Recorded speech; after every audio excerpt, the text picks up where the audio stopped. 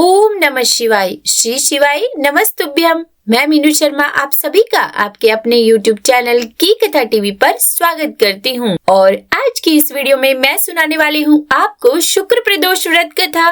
तो यह शुक्र प्रदोष व्रत कथा शुरू करने से पहले चलिए मैं आपको इसके बारे में जानकारी दे देती हूँ। तो देखिए, इस बार हमारे पंचांग के अनुसार यह माघ महीने के कृष्ण पक्ष की जो त्रयोदशी तिथि है वो प्रारंभ होगी 15 जनवरी को रात 8:16 पर और समाप्त होगी 16 जनवरी को रात 10:21 पर। तो ऐसे में प्रदोष काल के समय के आधार पर माघ महीने का जो पहला प्रदोष व्रत है वह 16 जनवरी शुक्रवार को रखा जाएगा और शुक्रवार को होने की वजह से यह शुक्र प्रदोष व्रत कहलाएगा। शुक्र प्रदोष व्रत करने से साधक को शुभ कामों में सफलता मिलती है। और अगर अब मैं आपको प्रदोष काल के समय के बारे में बताऊं तो यह प्रदोष काल का समय रहेगा शाम 5:43 से लेकर रात 8:19 तक। यह समय भगवान शिव की पूजा के लिए अत्यंत ही शुभ है और इस समय की अवधि इस बार करीब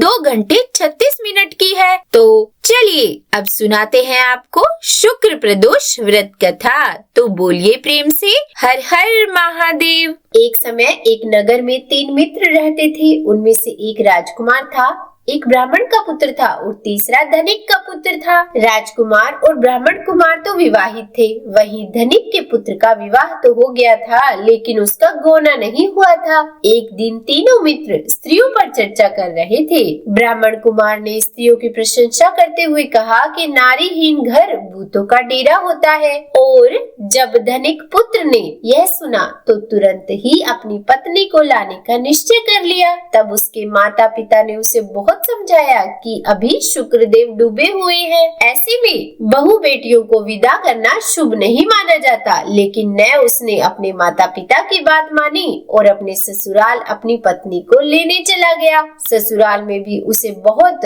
ही मनाने की कोशिश की गई लेकिन धनिक पुत्र अपनी जिद पर अड़ा रहा। उसकी जिद के आगे उसके सास ससुर और ससुराल वालों को झुकना पड़ा और उन लोगों ने अपनी कन्या को विदा कर दिया। अब विदाई के बाद पति पत्नी गांव से बाहर निकले ही थे कि बैलगाड़ी का पहिया निकल गया और बैल की टांग भी टूट गई। दोनों को चोट लगी लेकिन फिर भी वे चलते रहे। कुछ दूर जाने पर उन्हें डाकू मिले जो उनका धन लूट कर ले गए। अब जैसे तैसे दोनों घर पहुँचे तो घर पहुँचते ही धनिक के पुत्र को सांप ने काट लिया।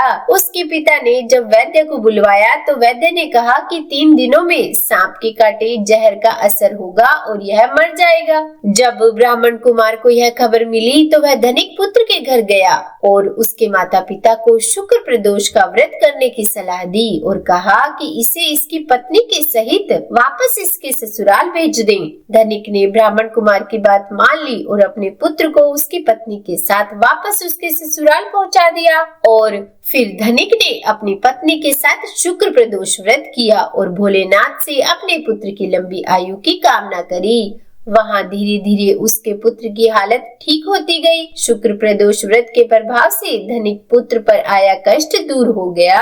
तो बोलिए हर हर महादेव। हे भोलेनाथ, अगर इस कथा को कहने, सुनने या सुनाने में हमसे कोई गलती हो गई हो तो हमें क्षमा करना। देखिए, शुक्रवार को किया जाने वाला शुक्र प्रदोष व्रत सुख समृद्धि और सौभाग्य का वरदान देने वाला है और शुक्र प्रदोष के दिन सफेद या गुलाबी रंग के कपड़े पहनने चाहिए और भगवान सूर्य देव को दूध मिश्रित जल में शक्कर डालकर अर्घ्य देना चाहिए। तो उम्मीद करती हूँ वीडियो आपको पसंद आई होगी, कथा अच्छी लगी होगी और इसीलिए वीडियो को लाइक कीजिएगा और शेयर भी कीजिएगा और चैनल पर नए हैं सब्सक्राइब नहीं किया है तो सब्सक्राइब भी कर ही दीजिएगा और कमेंट बॉक्स में ओम नमः शिवाय लिखना बिल्कुल भी मत भूलिएगा। तो बोलिए ओम नमः शिवाय।